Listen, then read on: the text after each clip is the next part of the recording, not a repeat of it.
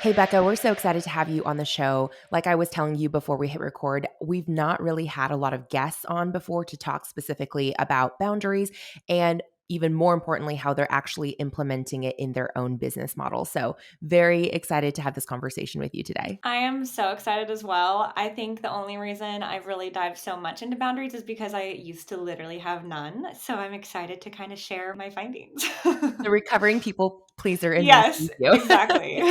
We see you. All right, Becca, before we get into your case study today, which is all about how you created boundaries and systems in your service-based business that fuels not only you, but your team and your clients, a win-win-win. We love a trifecta.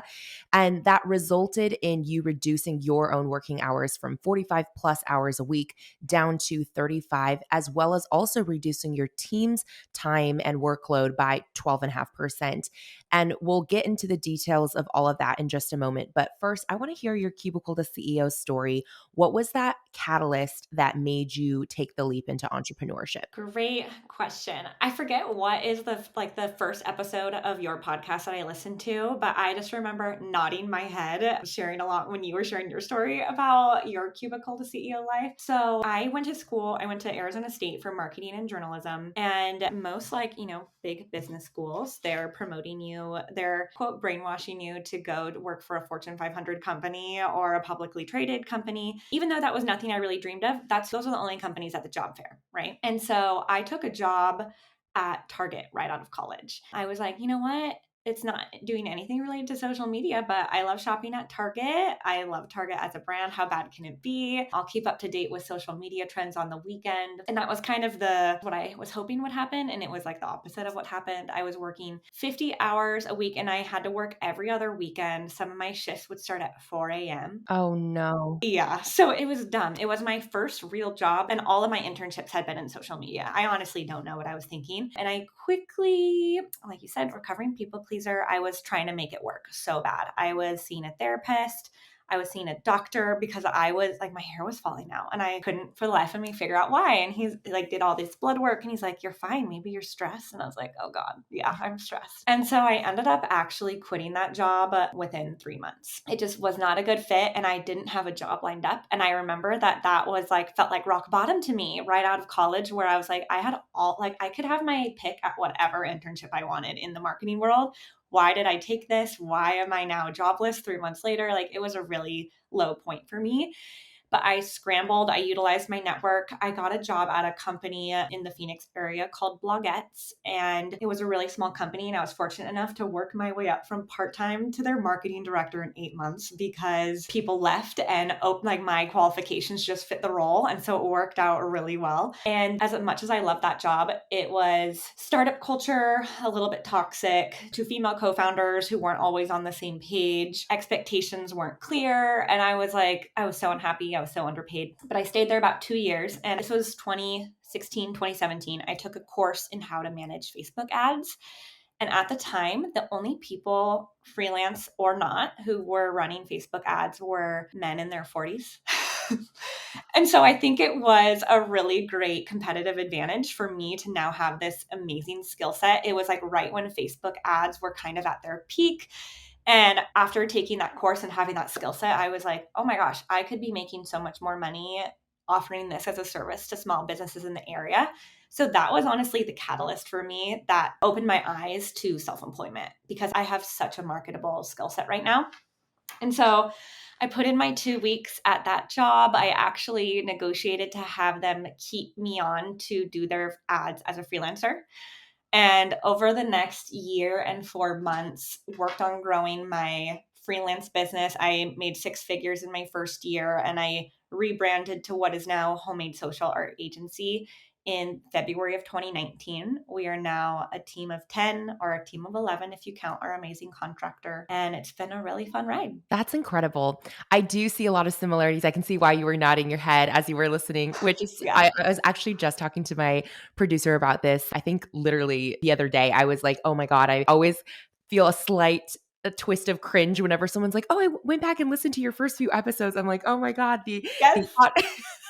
the You're audio, like, no, please don't.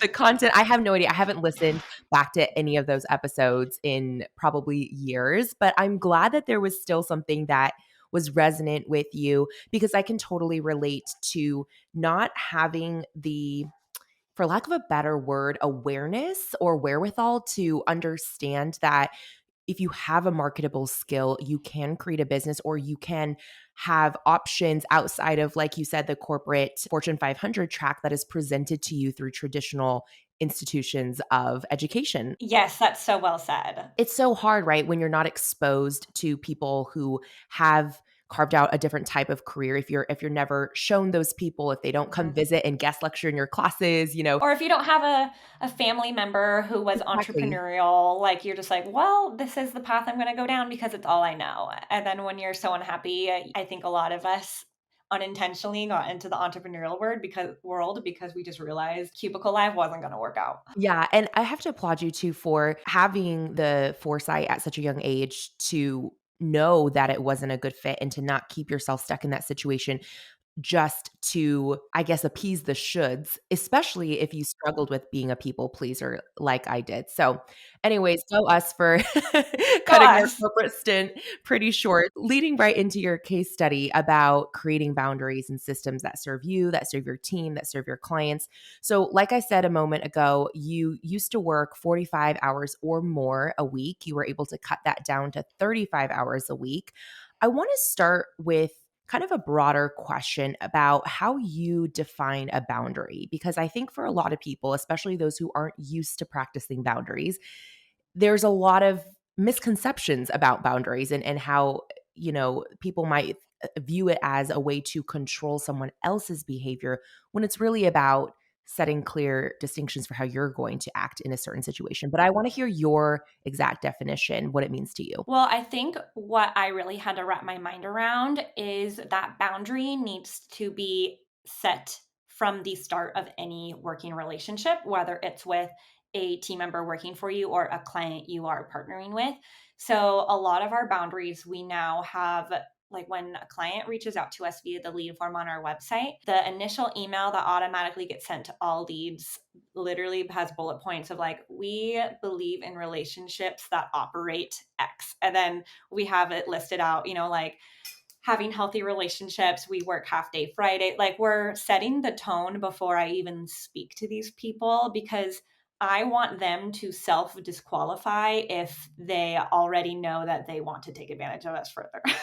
That's actually such a great filter. I feel like you read my mind because I was researching for our conversation. I literally typed as one of the questions, what do you use as a filter to determine if people are not a good Yes. fit for your ethos, right? So that's really great to hear. What did you notice, I guess, prior to establishing boundaries? What did you notice were the recurring issues with your clients, especially, that became your biggest time sucks that was causing you to work 45 plus hours a week? So let me backtrack and say that a lot of this was happening in 2020, which was honestly an amazing year for growth for probably any digital marketing agency or digital marketer because so many client budgets were getting pivoted to the digital space. And so it was a blessing in disguise. It was really great expansive period for our business.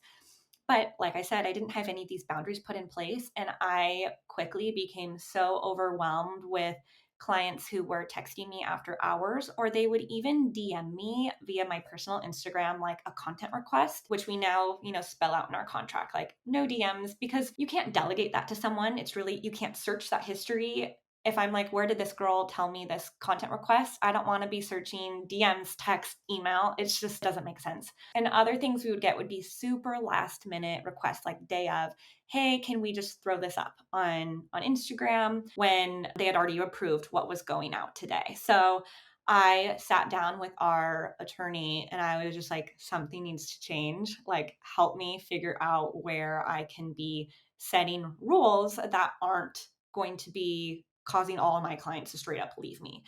But I will say, I think it's always one client who you can think of in the back of your mind who you're like, they are why I have boundaries.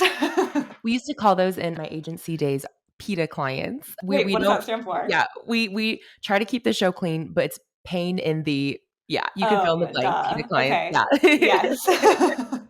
I'm going to copy that. I can totally understand the mayhem of trying to field so many channels of communication, and I think you're so right. If Mhm. you don't clearly define this is the way you communicate with me. I mean, naturally, it's like wherever I see you is where I can talk to you, right? So that makes a lot of sense. Did you find anything else that was really causing a lot of stress, a lot of extra hours worked that weren't necessary had you had boundaries in place? Another big one was content revision limits. So now we allow for one round of revision limits each week. We send content to our clients weekly, and they have a 48-hour period to get us one round of revisions. And what that does, it's not necessarily that we want them to only give it in one round, but what that did is it forced clients to actually let us know what they wanted. They would just be like, hey, can you change this?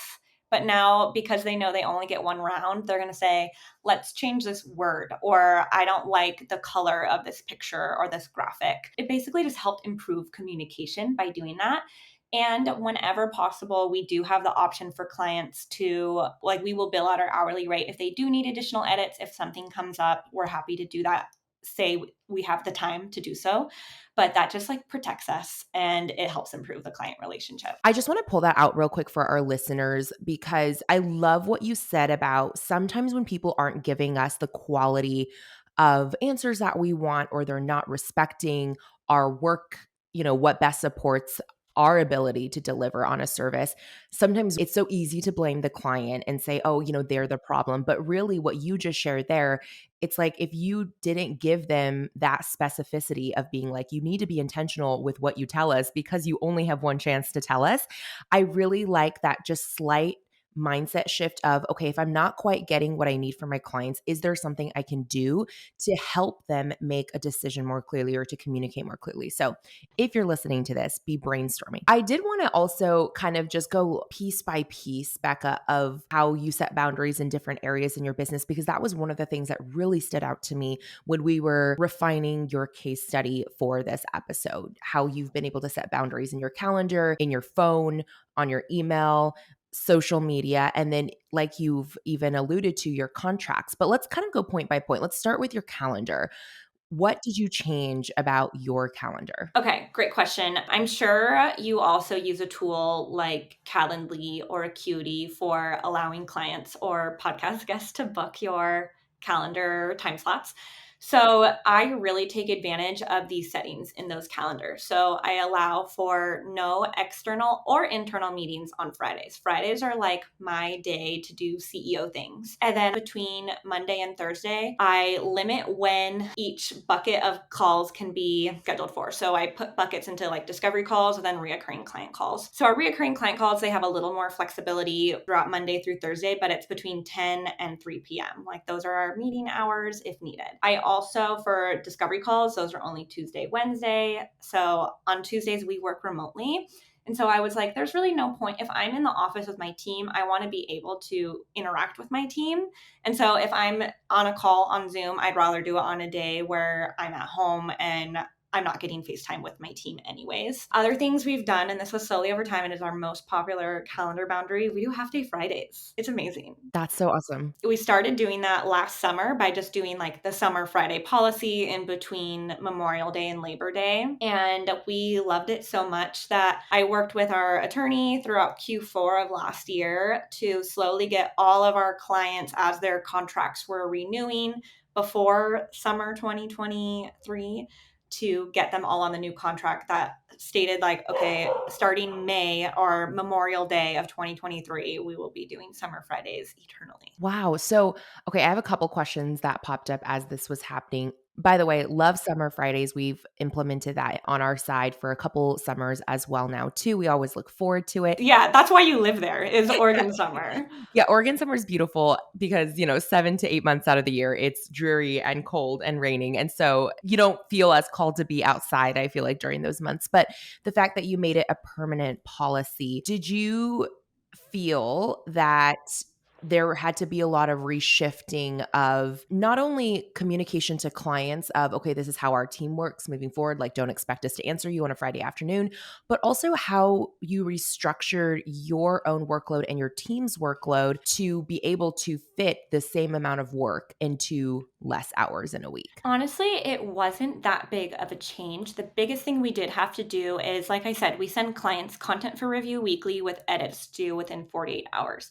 And we've always sent content for review on Wednesdays with edits due by Friday. So now we just, on Wednesday mornings, we need to make sure that all clients receive content, usually by 10:30 a.m. That way we get their edits back by Friday at 10:30, and we have a couple hours to make edits, confirm that with them before we need to schedule for next week. So that was like, I would say, the biggest change. And I won't lie, there are some Fridays, especially as we're getting into Black Friday and like Q4 madness of the marketing world, where we work beyond that. But it's still so much better than it was before. Right. Having that as the baseline rather than the exception. I totally get Exactly. that. You also mentioned some of the things around, kind of, I guess, blocking certain days and times for different types of calls.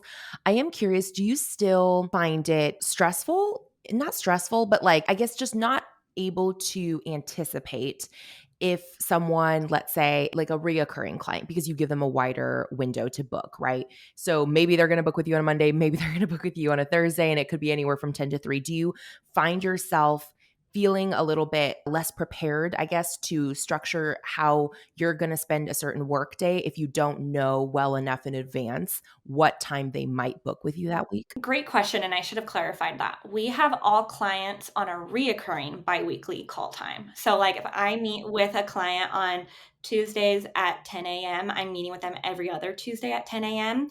We also have a missed meeting policy, and we clearly define it. A missed meeting is defined after a client is 5 minutes late to a meeting, which I know is strict. But if they let us know in advance that they're going to be late, no biggie. We can usually accommodate. But sometimes we have like calls booked back to back. So we just can't guarantee like we're going to be able to meet full duration that we had intended. But yeah, we added that. Like we allow clients to have one free missed meeting.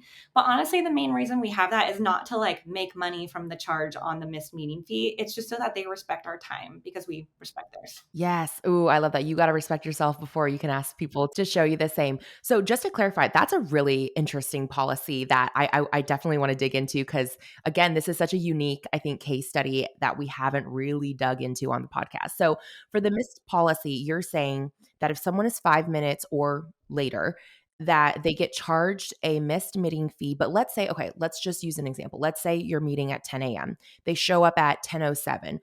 Are you and or your team member who's supposed to be on that meeting, have you guys already bounced at that point because you've considered it a late meeting? Or are you still, let's say it's a 30-minute meeting, are you still willing to meet with them from 10:07 when they arrive up to 10:30, but regardless, they're going to get charged the late fee? So technically, we will have bounced out. So here's what we do.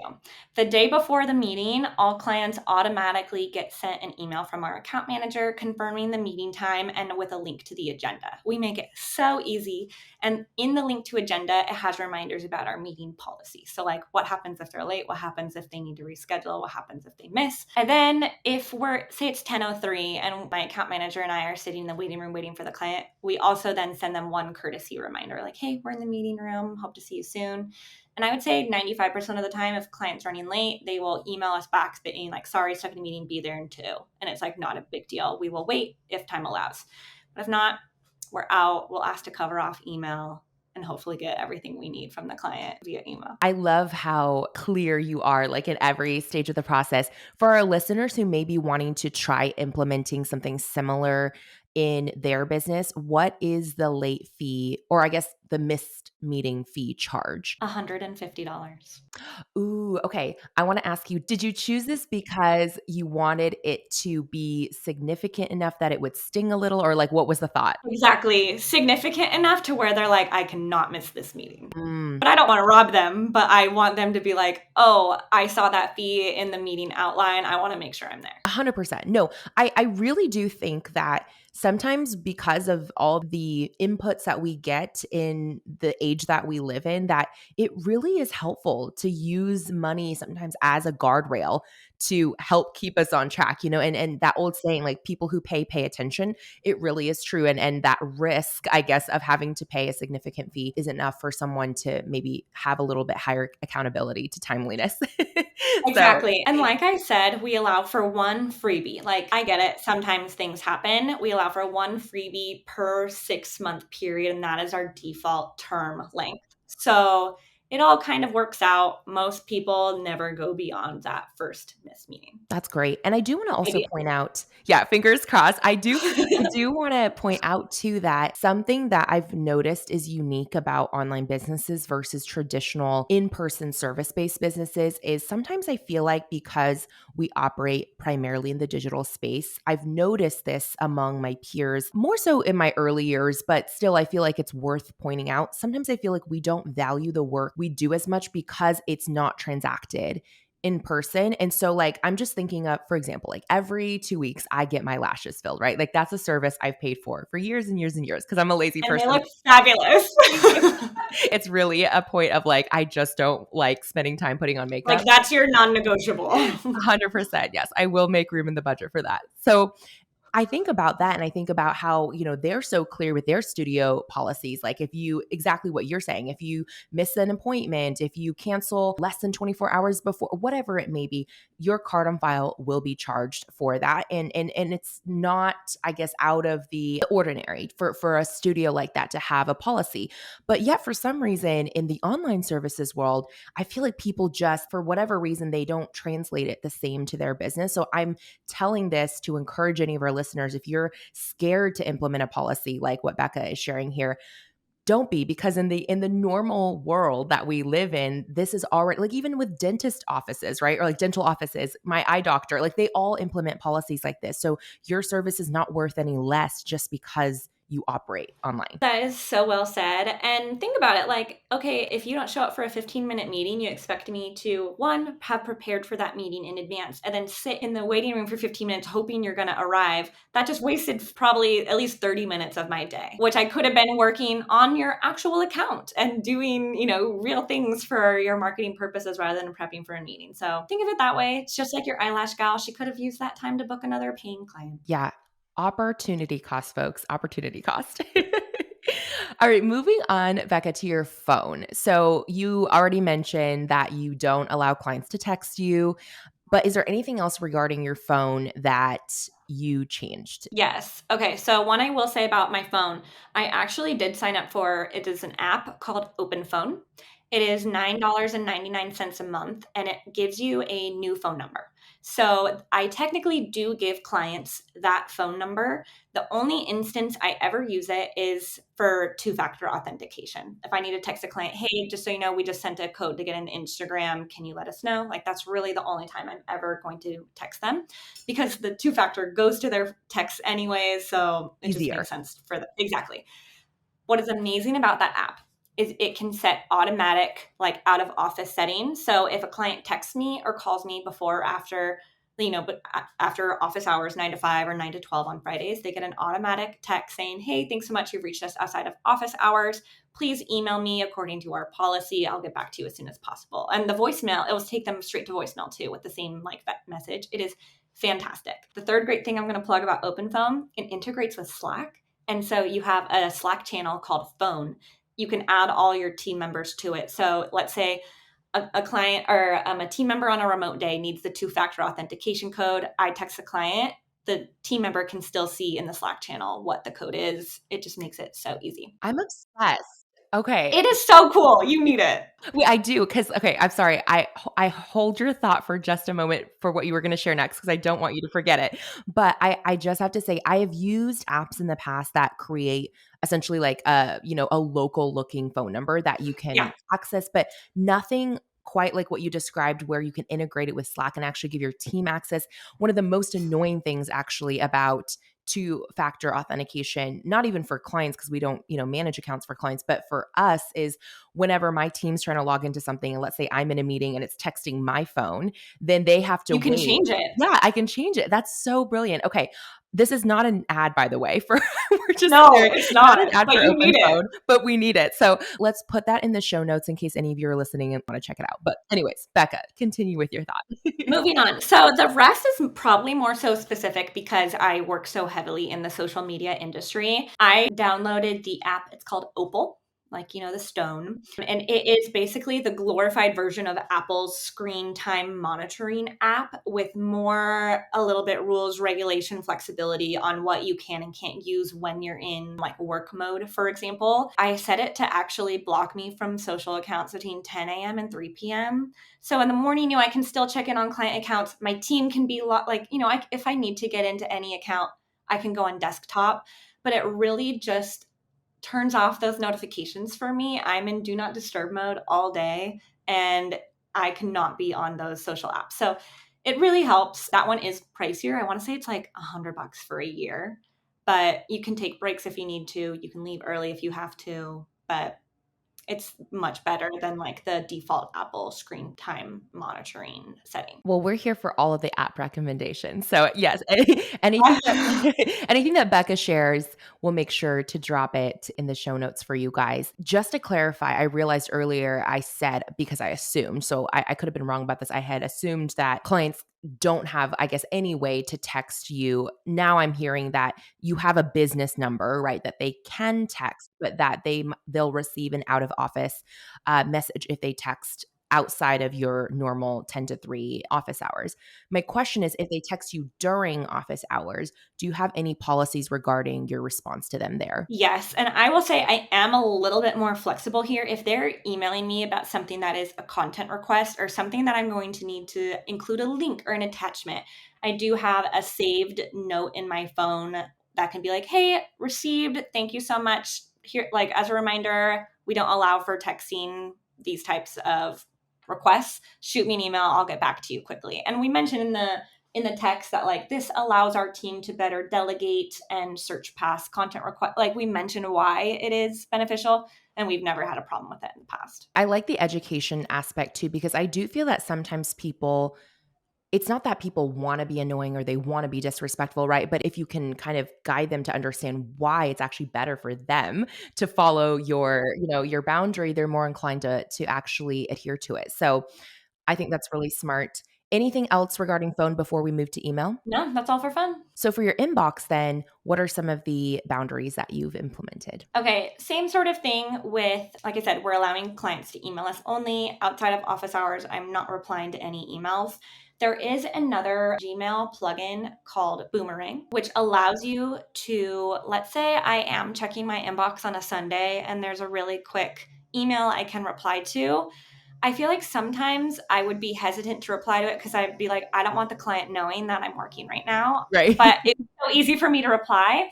Boomerang allows you to schedule the send so that I can say, hey, here's a link you requested, and it gets sent to them Monday at 9:01 a.m. So that kind of helps. I know that some even internal jobs have policies for like not sending emails outside of work hours. That's kind of like a hack to getting around that. Yeah, I am naturally a night owl. And so sometimes it is easier for my brain actually to function and respond, late at night to something than try to get up early to, quote unquote, send it during normal hours. But actually, so Boomerang, I haven't heard of that plugin. So great suggestion. I don't know if you know this, but Gmail actually has that feature natively. Like you can schedule a send without Boomerang. Oh, I actually didn't know that. One thing, the reason I use Boomerang for as well is you can set it to like, if this client has not replied to this email by Friday, bring it back to my inbox. Ooh, I I like think that. that's why it's called Boomerang, because Boomerang. it like Okay. circles back. Yeah. So I think that's why I originally got on the like hooked on that little plugin, but that is a good to know because that's free. So, well, actually, Boomerang's free too. Wait, that's so smart though, because sometimes the fortune is in the follow-up. Sometimes it's so easy to forget even that you had replied to someone because there's so much in your inbox. And so really, really helpful. Great recommendation. Anything else in your inbox that you wanted to pull forward for our listeners? No, I think that's pretty much it there. I feel like that's where our bread and butter of email communication lies. Like that's where we expect clients to reply. So the more I can do there is ideal. Yeah, absolutely. What about social media? You mentioned that you use Opal to help you stay off of your own social media during working hours, but in regards to your clients, is there anything there that you have experimented with that works well? Yes, the last thing I'll say with social media boundaries is I have turned off my personal setting on Instagram so that I cannot view Instagram likes. The main reason being, let's say I'm scrolling at 8 o'clock at night for fun, for pleasure, to see what's on the feed.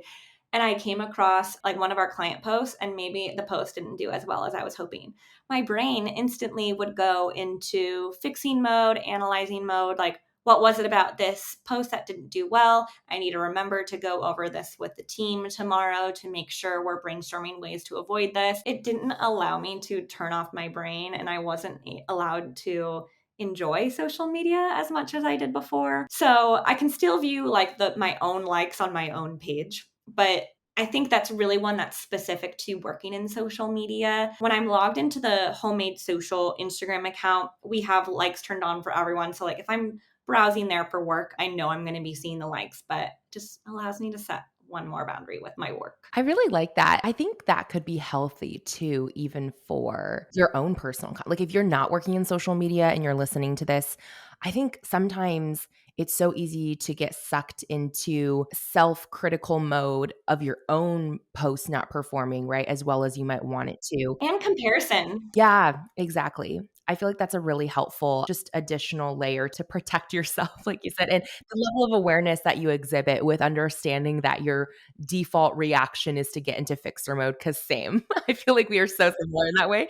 It's so good to Wait, know what is about. your Enneagram, Ellen? I'm a 3. Me too. So Yeah, I knew predictable, it. I right? knew you Yeah. were going to say Yes. that. I feel like I'm the boring, typical entrepreneur in that regard. Wait, what is also your zodiac? I am a Taurus with okay, I just learned this. I think my sun is in Taurus. My moon, I think, is in Pisces, and then my rising is Cancer, perhaps. Okay, I'm not smart enough to know any of the moon or rising. I've looked that up for myself, but I'm an Aries. And so I feel like Aries being the third month and then also being an Enneagram 3, I feel like that's really symbolic of Yeah. like who I am as a person. I'm like, this is just, I'm so textbook like that Yes. person. You are ready to go to war at any time. Yeah. Yes. In a different life, you could have made a great general. Yeah. Yes. My therapist actually told me, she was like, if there was a zombie apocalypse, you are the person who everyone would want on their team. Cause you would be like, here's what we're going to do. Like, here's how we need to prepare. I was like, you are so right. And I don't know if that's a good thing or a bad thing. No, that's such a good thing because that's hilarious that you mentioned that because I am the complete opposite. I would be that person that like, I don't know what it is. I'm so afraid of like physical pain. Like I am just a wuss when it comes to any level of physical pain. So I always joke if there was any sort of apocalypse like that, I'm like, I'm just gonna be the first one to die. Like, why even suffer through all the fear of trying to like escape these zombies, but you live every moment on edge? Like, I'd rather just like be at peaceful unknowingness. Like, Ellen's just going into fetal mode in the closet. She's hiding. She's like, I'll be here. And yeah, meanwhile, I'm fighting them head on. I'm in the trenches saving exactly. Ellen. You don't want me on your team in a zombie apocalypse. Let's just say that. Noted. Noted. Noted. Yeah. So, what about lastly, your contracts? Because I feel like this is the piece that, like you said at the beginning of our conversation, not only set you up for success, but actually protect you legally down the road if a client disagrees or whatever. You can point back to this and say, you agreed to this, right? You had every opportunity to review this and you agreed to these terms. So, what are some of the other things you layer into your contracts to help protect you and your team? That's a great question. I kind of wrote down the main ones that I feel like really set our contract apart from where it was before.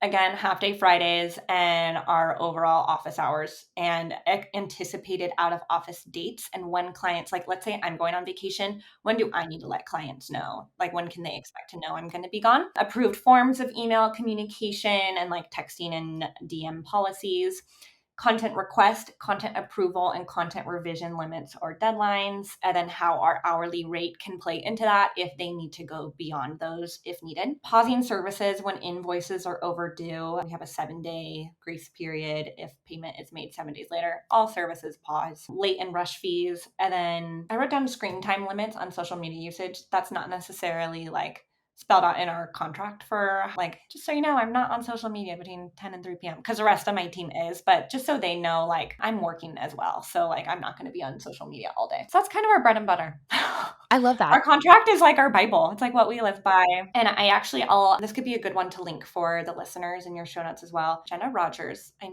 she just recently got married and I can't remember if that is her new, like if she still goes by that. but her business is career civility. And I booked a consultation with her right around when we were implementing all of these changes. She is a communications specialist, like in the workplace. And so once we got this contract in place, what we struggled with is like, how do I politely reply to a client after they're trying to push this? Like, hey, can I get one more round?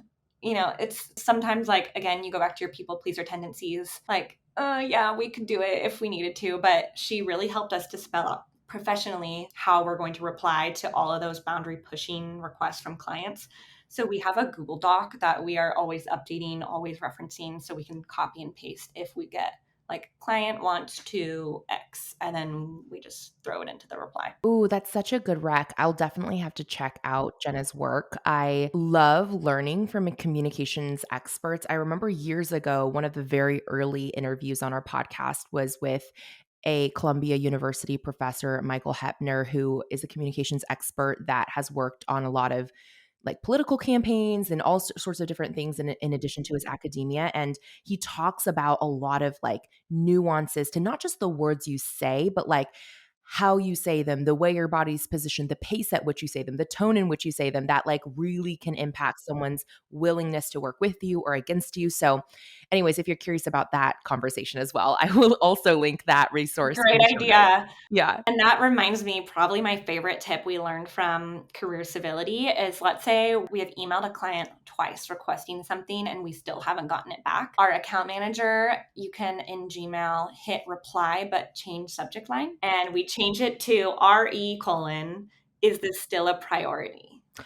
Ooh. That always gets a reply. Flags their attention. Okay, that is such a good hack. Yes. Okay.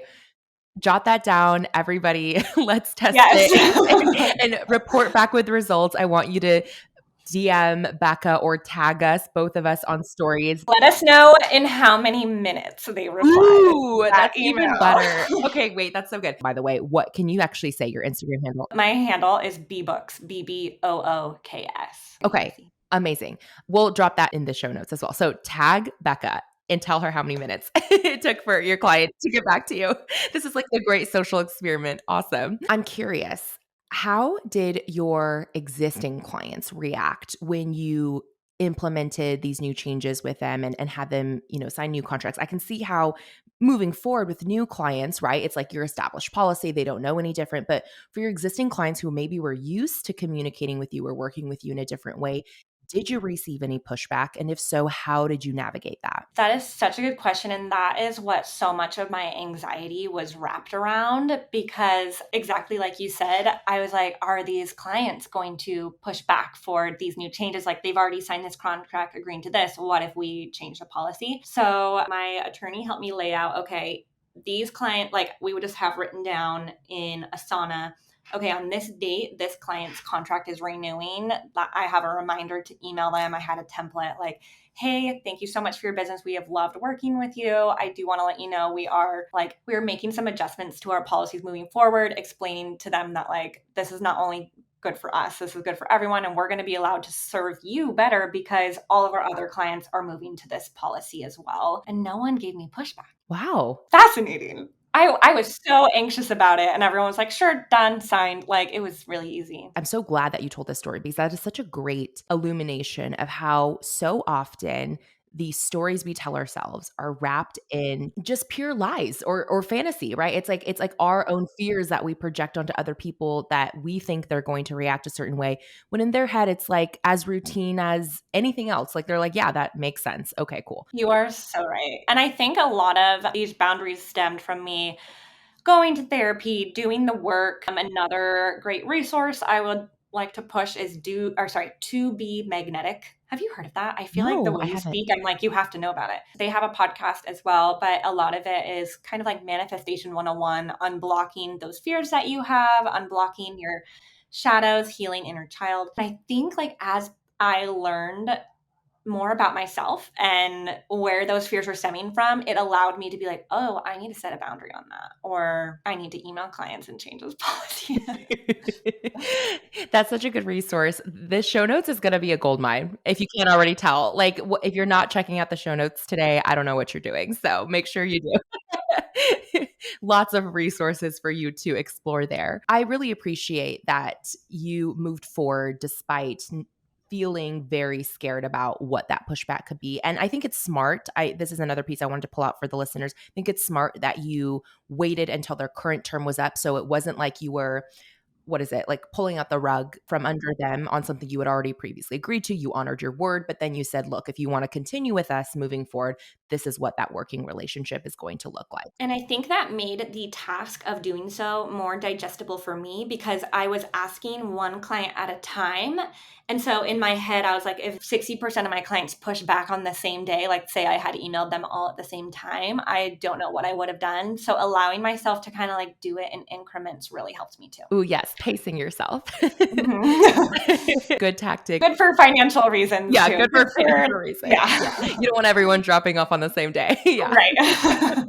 That's awesome. One thing we haven't touched on in this case study yet that I kind of want to wrap up our case study with is that you estimate that not only did you reduce your working time and your team's working time by about 12.5% in terms of hours worked per week, your agency also achieved 44% more revenue growth in a year-over-year comparison. So do you think that this was attributed primarily to the implementation of the boundaries that you discussed in today's case study, or was something else the main driver behind that spike in revenue? Okay, I have two theories. And it's hard because these are like soft theories. And I honestly didn't have these numbers. I didn't have that 44% until you asked me for it. I had to ask my accountant. And then when I saw that, I was like, shut up. I was like, that is amazing. So I was so glad that you asked me to find that out for myself.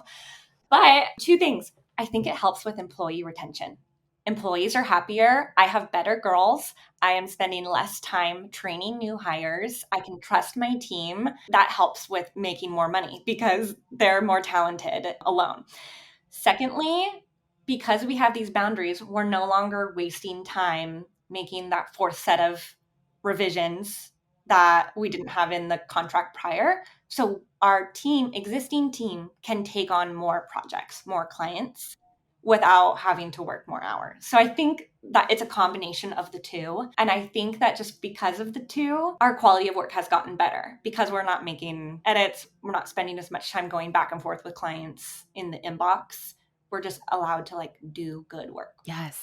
And that is the other thing that I really liked about your approach to this in your case study is that it's not only benefiting you and your team, but truly you are actually producing better work for your clients. So it really is in their favor to be on board, right, with the boundaries that you're setting with them. Love that.